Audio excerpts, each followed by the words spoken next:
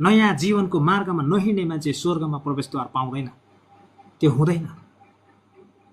हामीले यो कुरा बुझ्न जरुरी छ। त्यसकारणले गर्दा येशूले त निको पारेको साधारण व्यक्ति हो, अनि परमेश्वर ठुलो भनेर नकुदौँ। परमेश्वर ठुलो हुनको लागि चाहिँ येशूलाई तपाईँले चिन्नुपर्छ। परमेश्वर को भनेर जान्नको लागि तपाईँले येशू भएर आउनुपर्छ। तपाईँसँग येशू हुनुभयो भने मात्रै तपाईँले परमेश्वर को भनेर चिन्नुहुन्छ, किनभने परमेश्वरको प्रतिरूप येशू ख्रीष्ट हुनुहुन्छ। परमेश्वरको स्वरूप येशू ख्रीष्ट हुनुहुन्छ। परमेश्वरको रूप नै येशू ख्रीष्ट हुनुहुन्छ।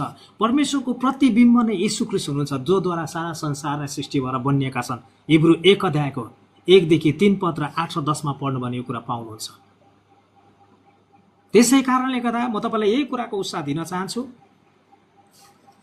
आज हजारौंको देवी देवताको केन्द्रमा येशू ख्रीष्ट किन चाहिँ चाहियो भन्ने प्रश्नमा आज हामीले हेरिराख्दा येशू ख्रीष्ट नै मुक्तिदाता हुनुहुन्छ।